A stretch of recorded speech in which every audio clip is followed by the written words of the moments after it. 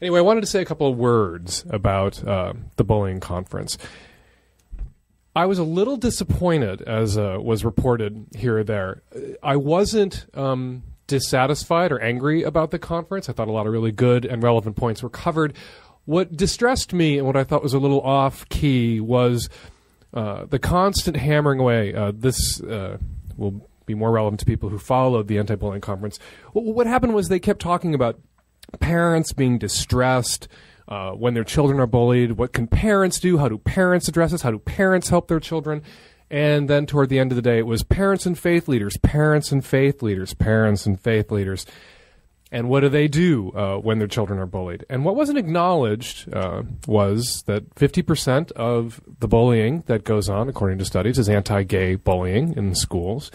And parents and faith leaders in the lives of way too many gay, lesbian, bi, trans kids are not distressed by the bullying. They are actually active participants in the bullying. And that was never acknowledged or talked about. And you really can't tackle the problem of anti-gay bullying if you're not willing to tackle that.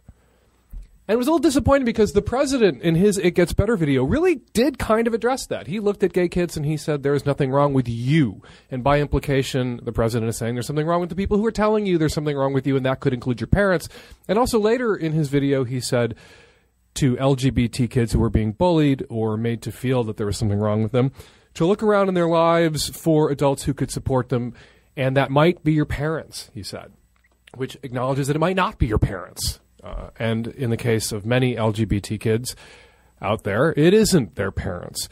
So it was a little weird that the president's video for It Gets Better, produced last year, was a little bit smarter on the issue of anti-gay bullying than the president's anti-bullying conference managed to be.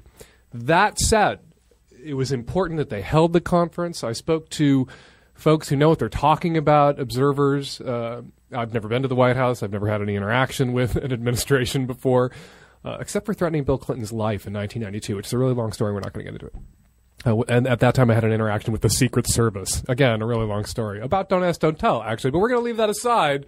But I spoke to some people who know what they're talking about, who know how Washington works, and they assured me that what was said at the conference wasn't as important as the existence of the conference, because the president and the first lady, from the top all the way to the bottom administration, there were cabinet secretaries there, very important people who took part in the conference. What they were communicating was, this is an issue the president gives a shit about. This is a priority, bullying, including anti-gay bullying, and it must be addressed.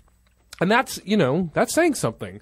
Anti-gay bullying, 50% of the bullying in the schools. Kids who are bullied because they're gay, lesbian, bi, trans, 4 times likelier to attempt suicide, 8 times likelier if their families are rejecting or bullying them as well.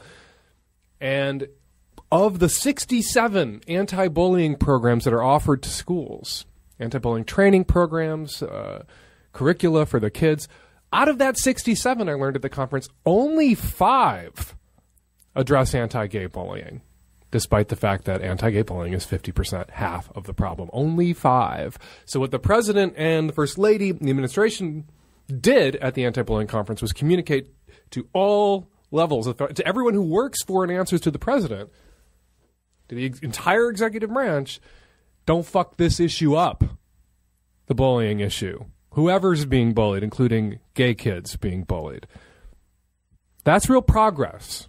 To go to a conference at the White House, to hear the president say anti-gay bullying is something he gives a shit about and wants to see changed, the first lady,